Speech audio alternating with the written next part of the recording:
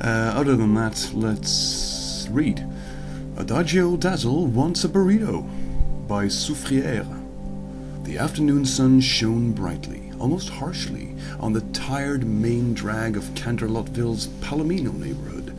Low brick buildings erected in happier bygone days, painted either white or in various earthy tones, sat forlornly, despite clearly being occupied, amidst the streetscape, which, thanks to an utter lack of urban planning, was utterly devoid of plant life, save for the random tufts of non-native grass growing through the cracks on the sidewalks on the street. The street itself seemed dead, despite the occasional car zipping past, drivers clearly trying to get through as quickly as possible on their way to somewhere else. In the middle of the street, a rock, chert larger than a pebble, but still rather small, existed. Untold years of wind and rain, and the occasional car tire, had smoothed its edges. This made it much more aerodynamic if were to ever be kicked, which was exactly the fate that befell it. A scuffed purple boot made contact with the unfortunate rock, sending it careening through the air until it bounced unceremoniously off the side of a lamppost, falling to the ground where it landed in that little corner of road where the asphalt meets the curb. The part that can never be cleaned, no matter what anyone does except during a heavy rain, much lacking of late. Adagio Dazzle stood in the middle of the currently empty street, surveying the scene before her.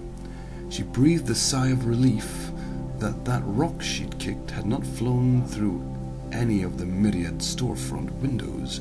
Fixing that would have cost an obscene amount of money she did not have. In fact, she had absolutely no money at the moment. The warm breeze attempted to blow through her hair, but became hopelessly lost within her indescribably curly orange locks.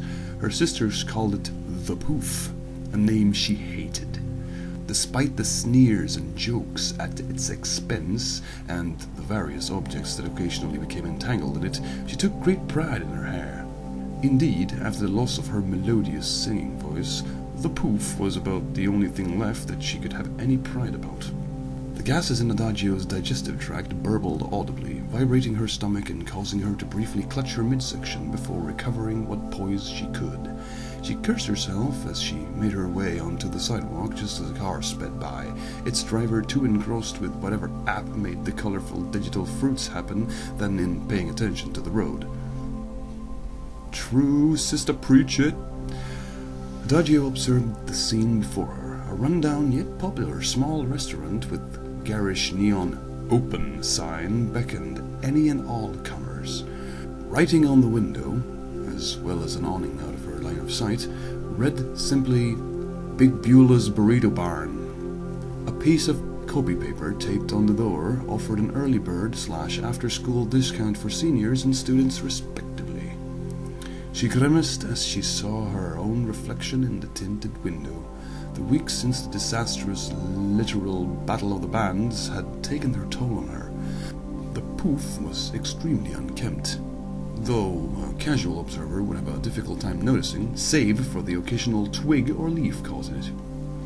Baggy eyes stared at a purple ensemble that had become noticeably tattered from life on the streets. I wanted to save her. In hindsight, Adagio mused to herself, we should have paid the rent. She pushed open the front door of the Burrito Barn, and upon finding several tables occupied by students, CHS and otherwise, slowly studied them to find the easiest mark. In the meantime, her mind wandered, probably hovering amongst the metallic rafters above everyone's heads, taking care not to burn herself on the can light fixtures. It's not like we didn't have the money. Hell, we still do have the money. Stupid jerk at the bank refusing to let me into our safe deposit box. How dare he doubt that I am Amicus Cinch? Whoever that is. Well, whatever. Siren's gotta eat. Now that those two deadweights are gone, getting my way should be a piece of cake. I like cake. The blue idiot brought me cake once. This place doesn't have cake. I don't need cake. I need a meal. The purple idiot said that once. Better off without them. They're idiots. I don't need them. I never needed them. It's been a week since I told those two morons to take a hike. Away from me, out of our squatter's hovel, off a cliff, if I could be so lucky, and already my life is looking up, yes indeed, finally on my own, independent, free to live and do as I see fit. Everything is fucking beautiful. Well, it's a lot quieter at any rate. Quiet is nice. No more listening to the purple idiot complaining about how stupid everyone is and everything is. Well, she's right, of course, but it gets old after so many years. Better yet, no more listening to the blue idiot speaking words of wisdom she heard on a puppet show. Maybe one of these days she'll finally be able to count without saying, or whatever the fuck, after every number. What am I saying? Of course she won't. There probably won't be one of these days for her, or the purple idiot either. I give both of them even odds of lasting one more week before they either die of exposure to whatever, or they come crawling back to me because they're completely incapable of surviving on their own, at which point I will just tell them to stuff it again. All they ever did was hold me back. A few years in this hellhole, plus most of our old lives in Equestria. They called themselves my sisters, but when did those idiots ever do anything to deserve that title? How have they ever been anything but useless dead weight, especially the blue idiot? The damn stupid smile. She's lucky I never slapped it off her face. Well, almost never. The purple idiot usually took care of it. Okay, so maybe she was useful for something, after all. Trying to beat the sense into the blue idiot hurt my hand and never did any damn good. Plus the crying. Oh, sweet Achilles. Wah, Adagio. Aria's being mean to me again. Did you do something stupid? All I did was pour water into the TV because the guy riding through the desert with the nameless horse was thirsty. Then you deserved it. Every day with those two. Banging my head against a brick wall would have been less painful than putting up with their idiocy. I should have tried that. It might have helped my headaches. Even when we still had our pendants, they needed big sis Adagio to help them with their powers. I may not be able to sing my siren song, though at least I can still carry a tune, unlike those two. But I've still got my looks. Too many damn girls. No point trying here. I don't swing that way. Maybe the purple idiot does. The blue idiot did seem awfully interested in Sunset Shimmer. Sunset. Adagio growled to the point she nearly foamed at the mouth. If I ever get my power back, mark my words, I will... Oh yes, you'll do. She zeroed in on a teenage boy sitting alone at a small table along a far wall, a bunch of papers strewn about next to his piping hot burrito. He was average in every conceivable way. Average height for his age, moderately lanky build, pale peach skin that belayed no particular background, brown eyes, shoulder-length bushy brown hair, untamable by a normal comb, though nowhere as wild as the poof, which had long since become the stuff of legends, truly in a class all of its own. Sporting an outfit of green khaki cargo pants, striped button-up shirt, and red jacket that anyone could have bought for a song at the thrift shop down the road. Except the sirens post-defeat, for obvious reasons. Perhaps the only thing even remotely interesting about his attire was the pale green knitted cap that might have been intended as a fashion statement, but really just looked like an oversized dirty sock. Adagio sidled up to him and attempted to work her magic. What of it may have been left, at any rate. Oh yes, he's turned toward me now. Hello, little boy. You like what you see? Of course you do. Turn on the charm. Keep eye contact. Eyes on the prize. That goes for you too, Buster.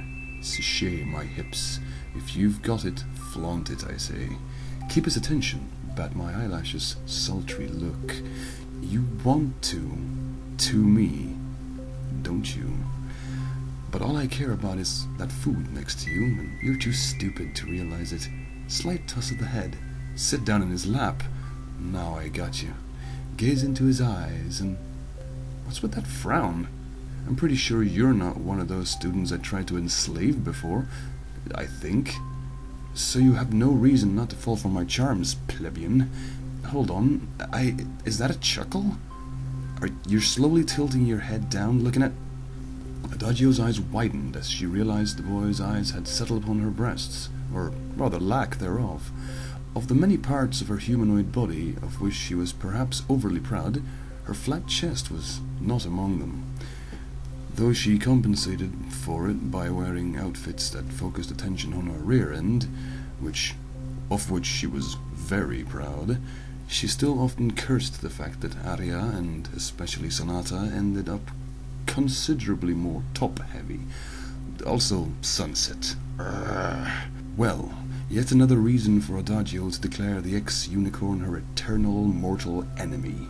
She scowled as she crossed her arms over her barely existent bosoms, glaring at the boy, a slight blush developing on her orange cheeks. He rolled his eyes, smirked, a total rejection of Adagio's very essence. If looks could kill, Adagio would be the equivalent of a neutron bomb aimed directly at his smug face.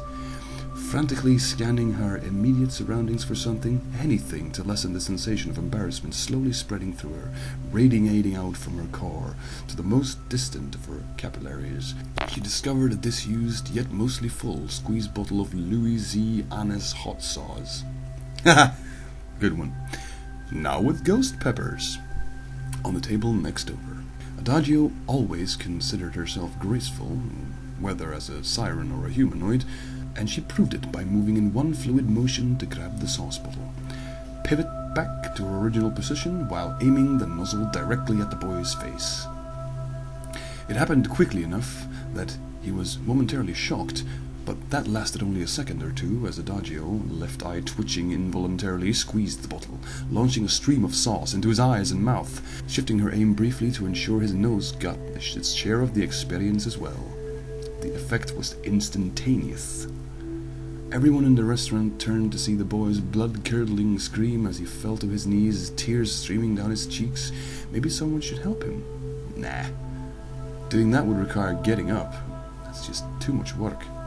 No one appeared to notice Adagio, who had apparently placed the offending hot sauce bottle back on the table and turned to leave, with the boy's plate of burrito in tow. As Adagio made it out the front door, luckily not being pursued by any irate teens or the eponymous Big Beulah, she took a second to sigh as she attempted to ratchet herself down from her anger-fueled high. To her left, a few doors away from the burrito barn, was some sort of fancy bistro, with a few tables set up outside under an awning to accommodate smokers and hipsters who preferred eating outdoors. Often one and the same, admittedly. The tables were all empty, despite the nice day, possibly due to the time, or maybe because the food wasn't worth the price. Adagio didn't care. She sat down, fully prepared to punch out anyone who told her to move, held the now-cooled burrito to her mouth, and took a bite. "Ah!" she said. "What the hell is in this?" She pulled out a green leaf that looked like fresh parsley, but it wasn't. Cilantro.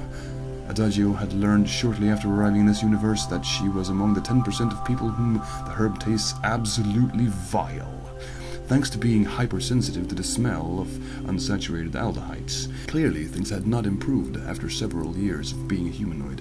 Defeated, she glared at the burrito, which still sat in its basket, cold, mocking her. "What?" she asked it angrily, before slapping it to the ground. "That'll teach it."